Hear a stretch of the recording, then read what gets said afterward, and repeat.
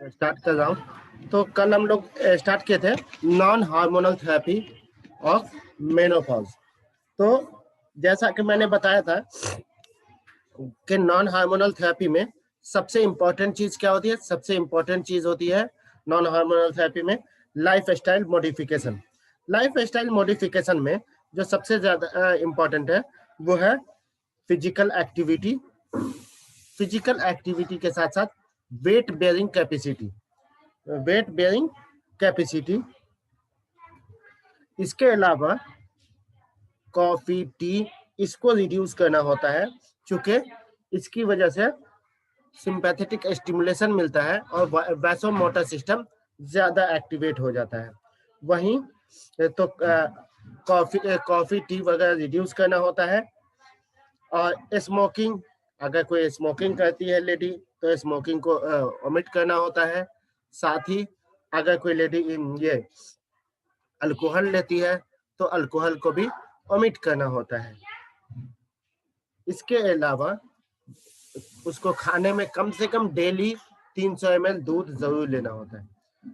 Daily कम से कम दूध 300 ml जरूर लेना होता है, ताकि जो बोन का जो लॉस हो रहा है उनसे कैल्शियम,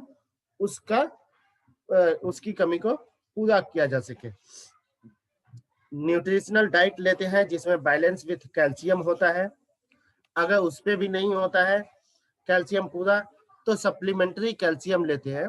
सप्लीमेंट्री कैल्शियम जो है वो 1 to 1.5 ग्राम पर डे देते हैं। 1 to 1.5 gram per day supplementary calcium देना पड़ जाता है हमें। इसके बाद अगर बात करें तो विटामिन डी का सप्लीमेंट देते हैं। जो विटामिन डी का सप्लीमेंट दो तरह से देते हैं। एक या तो 60,000 IU वीकली करके 8 वीक तक, उसके बाद मंथली देते हैं। 60,000 IU विटामिन डी का supplement, 60,000 IU weekly for 8 week, then monthly for 2 year. वहीं डेली डोज में हम विटामिन डी 1500 से 2000 IU पर डे भी दे सकते हैं।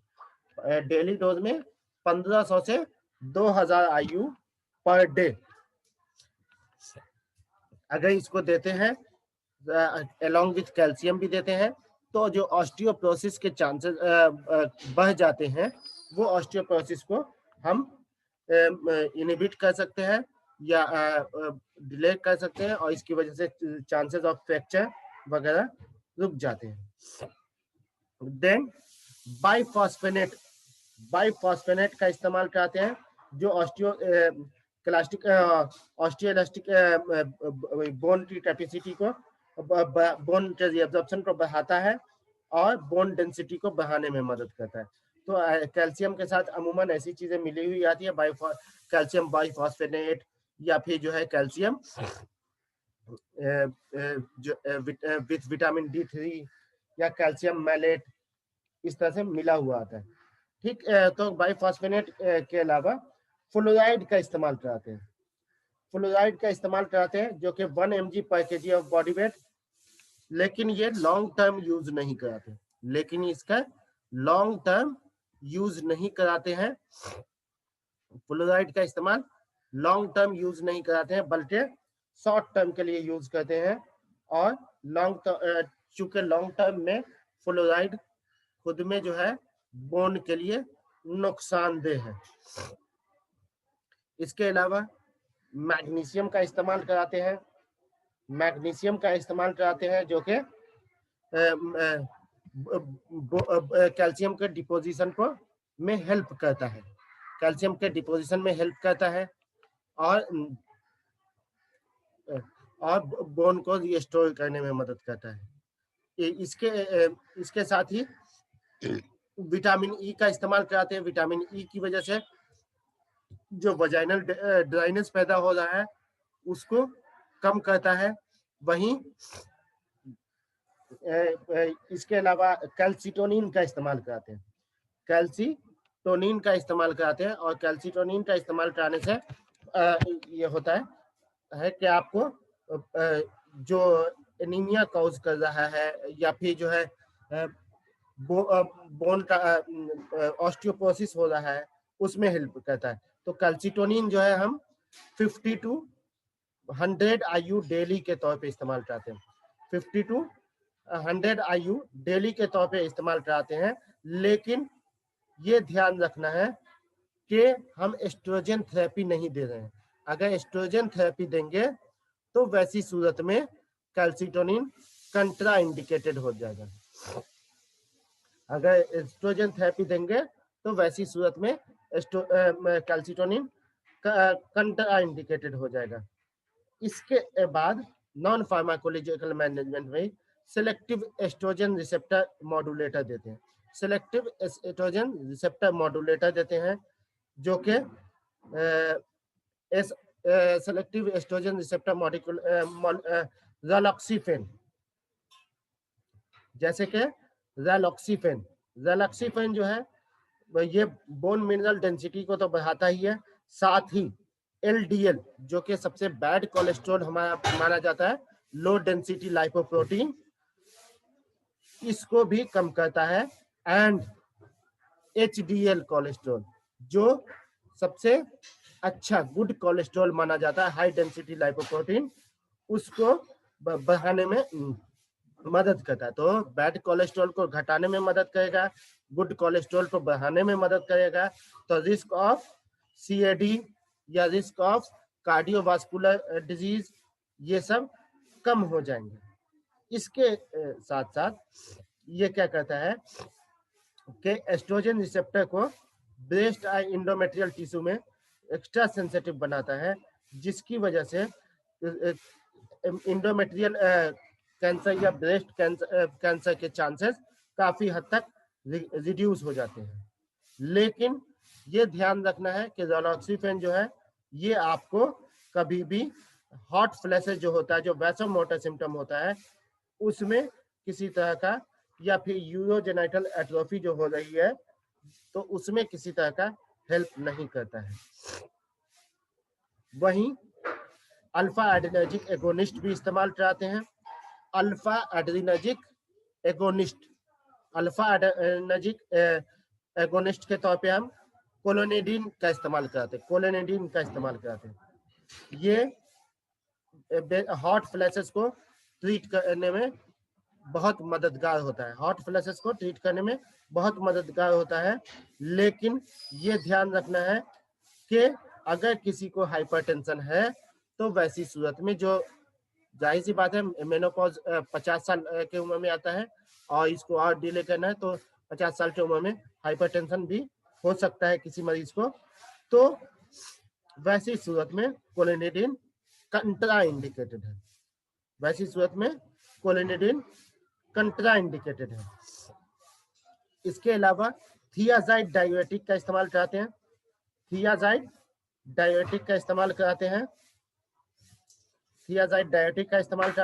जो कि कैल्शियम एक्सक्रीशन को रिड्यूस करता है यूरिन के जरिए,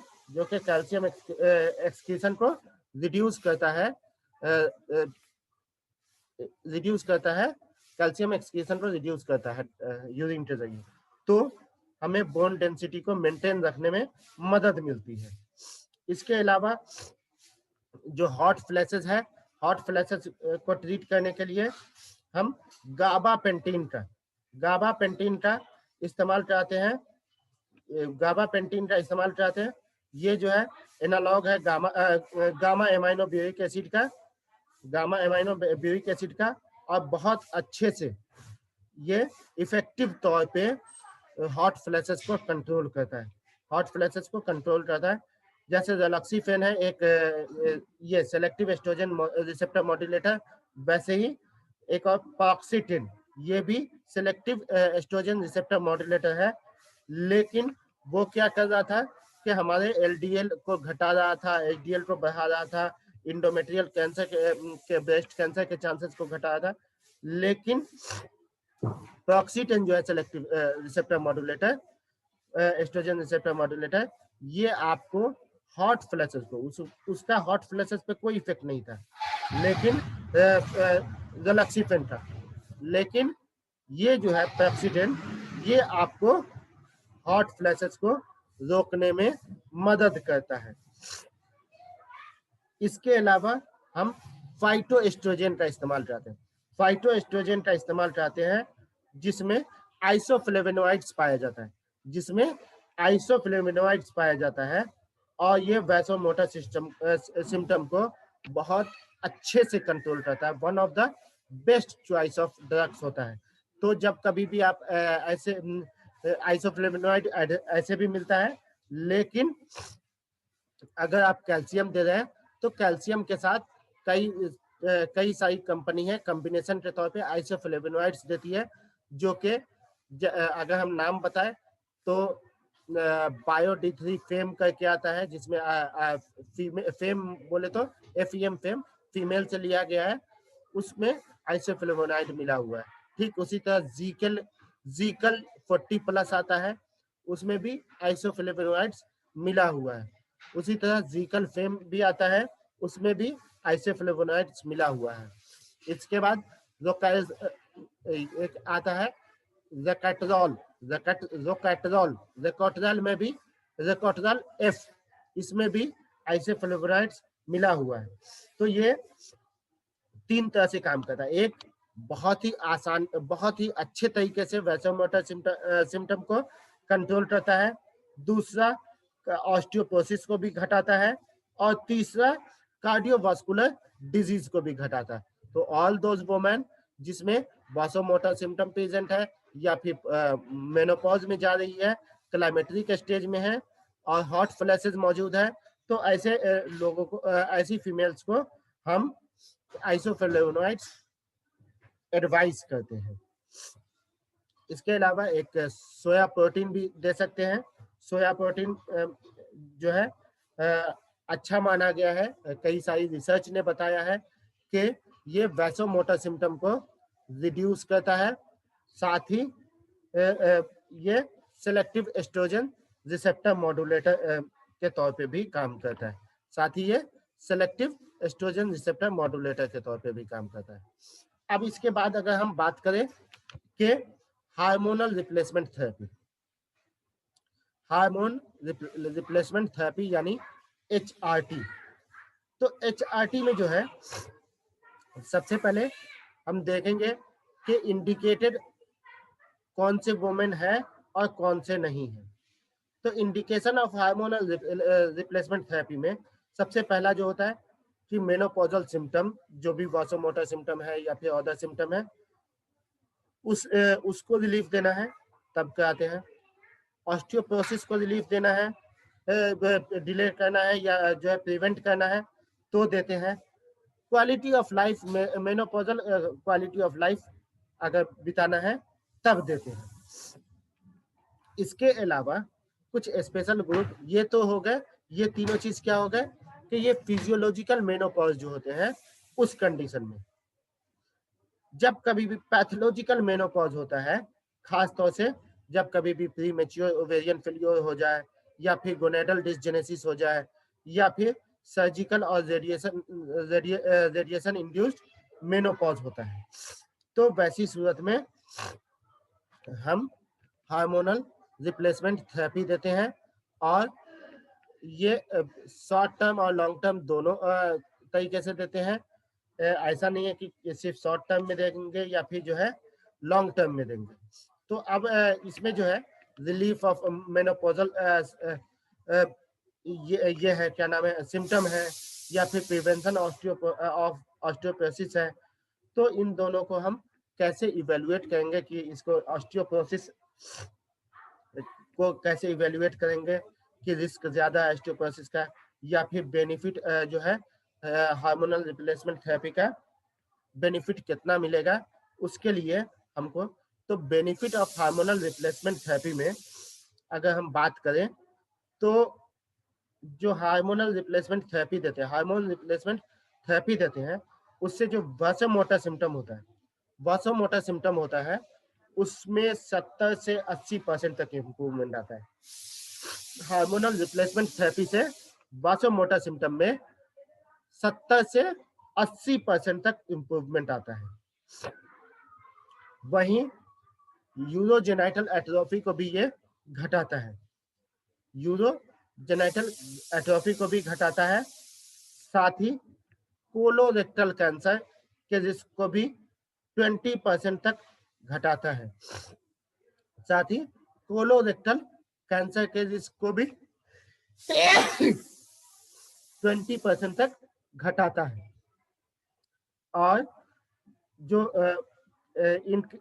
इंक्रीज करता है बोन मिनरल डेंसिटी को 2 से 5% तक, जिसकी वजह से जो रिस्क ऑफ फ्रैक्चर होते हैं,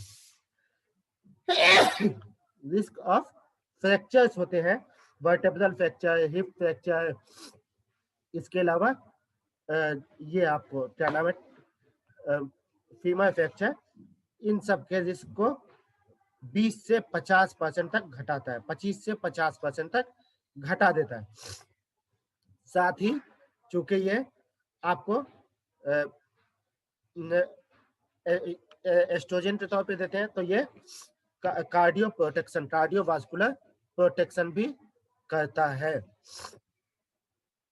अगर हम आगे बात करें कि रिस्क फैक्टर ऑफ ऑस्टियोपोरोसिस एक औरत में कैसे इवेल्युएट करेंगे, तो सबसे पहले रिस्क फैक्टर में क्या हो जाता है, एज एल्डरली एज में, चूंकि एल्डरली एज में होता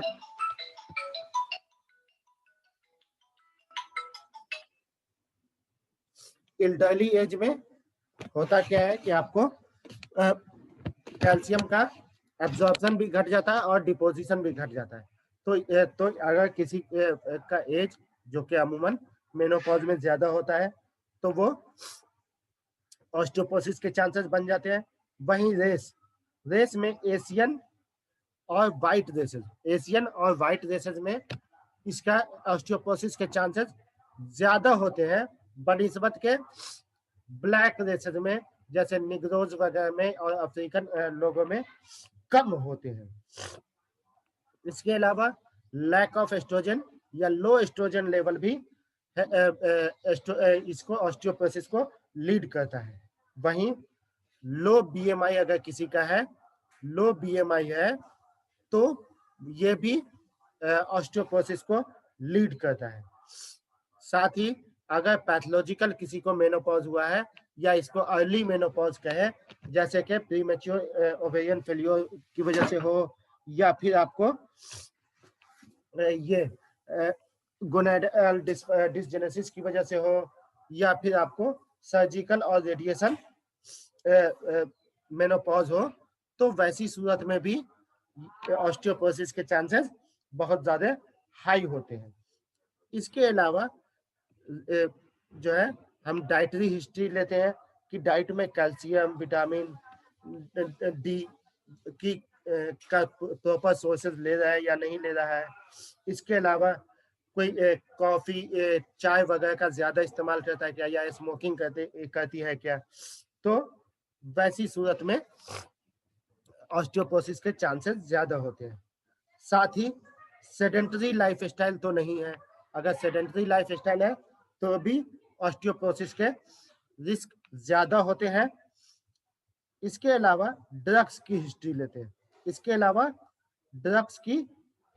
लेते हैं, ड्रग्स में हम देखते हैं कि हेपेरिन तो यूज नहीं कर रही है मरीज किसी भी फॉर्म में, चाहे वो प्योर हेपेरिन हो या फिर लो मॉलिक्यूलर वेट हेपेरिन हो, तो हेपेरिन तो यूज नहीं कर रही है वो लेडी। अगर हेपेरिन यूज करती है तो हेपेरिन जो है कैल्शियम के डिपोजिशन को घटाता है। वहीं या तो कॉर्टिकोस्टेरॉइड यूज तो नहीं कर रही है, या फिर जीएनआरएच एनालॉग तो यूज नहीं कर रही। इसका हिस्ट्री लेते हैं, अगर इनमें से कोई ड्रग्स ले रही है तो रिस्क ऑफ ऑस्टियोपोरोसिस बहुत ज्यादा बढ़ जाते हैं। फिर डिजीज का हिस्ट्री लेते हैं कि she is known case of hypothyroidism, या कोई भी थायराइड डिसऑर्डर है तो, या फिर पाराथायराइड स्पेशली हाइपर पाराथायराइडिज्म, अगर हाइपर पाराथायराइडिज्म है या मल्टीपल माइलोमा है, वैसी सूरत में भी रिस्क ऑफ ऑस्टियोपोरोसिस बढ़ जाते हैं। तो ऐसी फीमेल्स में हमें हार्मोनल रिप्लेसमेंट थेरेपी देने की जरूरत पड़ सकती है।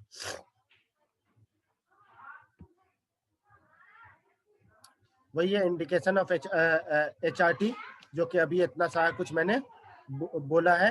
रिलीफ ऑफ मेनोपॉजल सिम्टम, जो कि वासोमोटर सिम्टम होता है। Prevention of osteoporosis, maintain quality of life, menopausal special group of women of HRT should be premature ovarian failure, gonadal dysgenesis, surgical and radiation menopause.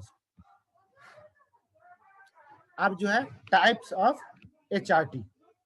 Types of HRT में एक तो oestrogen, single oestrogen दे सकते हैं। दूसरी चीज progesterone दे सकते हैं। तीसरी चीज एस्ट्रोजन प्लस प्रोजेस्टेरोन का कॉम्बिनेशन दे सकते हैं।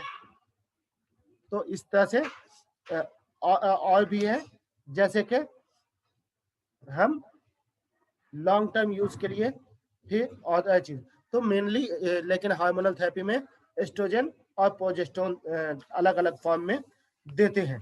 तो एस्ट्रोजन और प्रोजेस्टेरोन अलग अलग फॉर्म में जो देते हैं। तो अगर हम देखें तो most common type of HRT involve both estrogen and progesterone. More than 8 million women currently taking combination HRT, जो कि एस्ट्रोजन और प्रोजेस्टेरोन दोनों मिला हुआ होता है। significantly is designed significantly for women who have uterus। अगर किसी का TH हो रखा है, टोटल एब्डोमिनल हिस्टेक्टोमी हो रखा है, या फिर ओवरऑल हिस्टेक्टोमी हो रखा है, नॉट एब्डोमिनल हिस्टेक्टोमी हो रखा है, तो वैसी सूरत में नहीं देते हैं कॉम्बिनेशन वाली। अगर किसी को जो है ये है क्या नाम है प्रोजेस्टेरोन सिर्फ और सिर्फ रेगुलर एस्ट्रोजन, तब जो है एस्ट्रोजन और साथ में during this therapy estrogen is given regularly while progesterone is added on supplementary basis. तो अगर किसी को ये है यूट्रस निकाला हुआ है, हिस्टेक्टोमी किया हुआ है, तो वैसी सूरत में एस्ट्रोजन रेगुलरली देते हैं, प्रोजेस्टेरोन को ऐड करते हैं सप्लीमेंट्री बेसिस पे।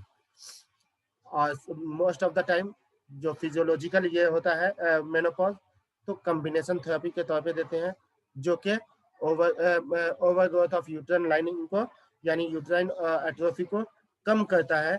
एस्ट्रोजन एलोन जो है ये इरिटेट करता है लाइनिंग को और लीड करता है इंडोमेट्रियल कैंसर को।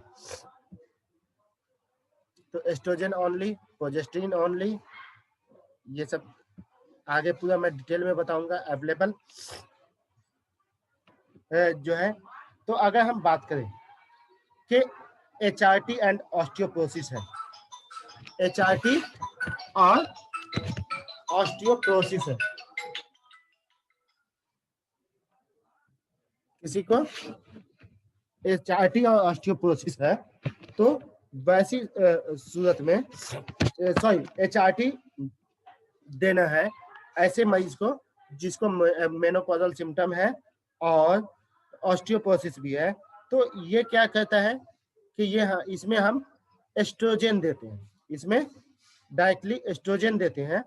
ये एस्ट्रोजन जो है हम 500 mg के तौर पे देते हैं, या फिर तो ये हमारा 2 से 5% तक रिस्क ऑफ ये बोन मिनरल डेंसिटी को बढ़ाता है 2 से 5% तक, जिसकी वजह से रिस्क ऑफ फ्रैक्चर कम जाते हैं। साथ ही कार्डियोवास्कुलर प्रिवेंट करता है।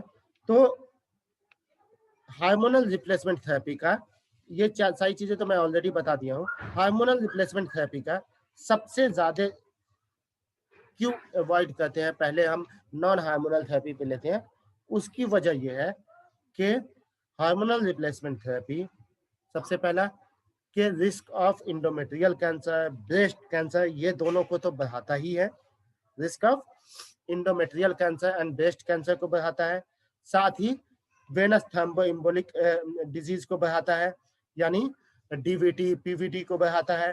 Coronary artery disease, heart disease में HRT फायदेमंद भी होता है, लेकिन समटाइम बहुत ज्यादा हजार्डस भी होता है, चूंकि इसकी वजह से हाइपरटेंशन देखा गया है। लिपिड मेटाबॉलिज्म को इंक्रीज करता है, जिसकी वजह से गॉल ब्लैडर डिजीज के चांसेस हो जाते हैं।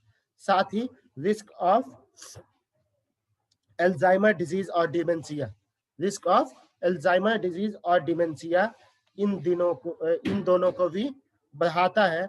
इसलिए इसके कुछ कंट्राइंडिकेशन है, एचआरटी के कुछ कंट्राइंडिकेशन है।